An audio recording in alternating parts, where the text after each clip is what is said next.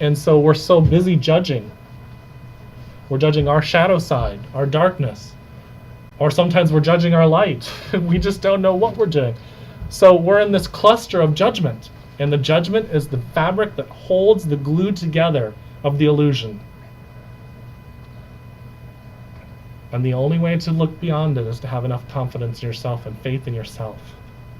I went and saw Joyce Myers 2 weeks ago. It was really powerful. My cousin asked me to go to it, and at first I was like, I don't want to go to that. And I said, you know what?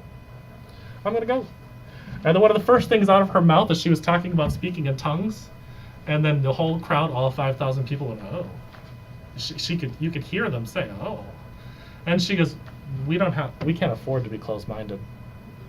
And I was like, man, she's so talking to me right now, because I was thinking about not going because I didn't want to hear what she had to say.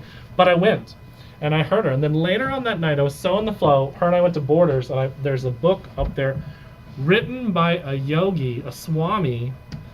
It says, the second coming of Christ, resurrection of the Christ within you. And so the first thing I opened it up to is the Lord's Prayer. And people recite that Lord's Prayer and they say it with their words, but all it is an alchemical change in your body when it's said through the heart. When you say it through the heart, it lights you up and awakens you within. And there's 2 books by the Yogananda. I'm probably saying that wrong.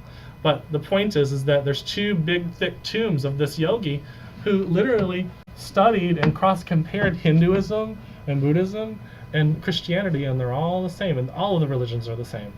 All from the basis, they teach about compassion, non-judgment, love of another, love of yourself, and it all comes from within. There's not one of them that don't say the same. Psychology, by the way, talks about going internally, looking at yourself, reflecting, mirror work, everything else. And so what do? Because we're so busy projecting our insecurities, we are unable to see what's going on inside of us. And so I'm going to wrap up with what I say, but I really wanted to focus in on security, because if you don't have enough confidence in who you are, if you have to argue with somebody about your beliefs, then you're not confident enough in who you are. If I have to sit there and say somebody else is right, or that I'm right and somebody else is wrong, then I've automatically made myself not in oneness with myself. I'm not loving myself, because I had to make myself feel more secure and make somebody else not as secure. And really what it came down to is I wasn't secure enough in myself. And so what you can do is you can spend your life looking inward and seeing it from that space. And you'll find that confidence within you. And it'll be a constant journey. And it's one of the most exciting things you'll ever experience. And it's powerful. And it's healing. And you're just going to love it. And most of the people in this room are experiencing it. There's miracles happening every day. This lady right here, can I tell it? Go ahead. Put her house on the market in June. Had a whole bunch of things going on. Guess what's happening? On her birthday is the scheduled closing for her house, which means that she will be debt-free.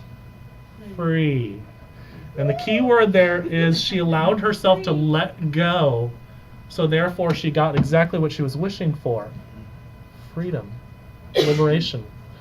Because if she would have been so clouded with her expectations of this is my house for 20 years now? Almost 20 years? 17? Where she raised her children? Then she would have been stuck in this prison.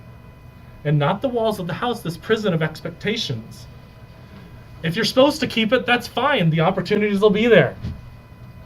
And people say, well, this is all this magical mumbo-jumbo stuff. No, it's just if your mind is unwilling to see the possibilities, then you can't see the doorways that are opening up in front of you. Because you're so closed to the idea that something else could be a possibility. And you're unable to see it. And so that's really what I want to talk about, because that's the most powerful healing. All you have to do is follow that inner spirit, and that's it. And you get quiet enough to listen to it, and play with it, and pretend, well, don't pretend it is. Just know that everything's perfect, and that this is Disney World. That's my analogy. Because I look at this as just an experience. And the artists in the room, well, every one of you are artists in some form. at the art, all of you in this room, if you can get into that place of playing. In my meditations, I ask people to be 5 years old for a second, because a 5-year-old just doesn't worry about it. They just do it. And then one day something tells you, well, I can't do it, because this side starts going, oh, well, I had an experience where it didn't work so well based on other people's expectations, and so therefore we start diminishing our confidence in ourselves. So with that being said, I want to introduce Virginia and bring her up on stage. And Virginia is, I'm going to let her talk more about it, but she had a near-death experience 12 years ago in '98. Okay.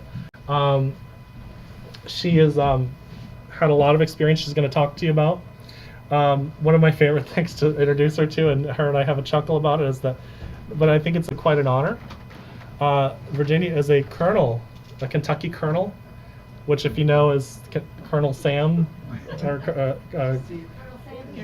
Colonel Sanders. Sorry, I can't talk right now. Colonel Sanders, and that is an award given to people by the governor of the state of Kentucky about their exceptional achievement. And her exceptional achievement was being an educator in the state of Kentucky. And more importantly, she's just a beautiful, loving light, and she's a very, very good friend. And so, I'm going to start.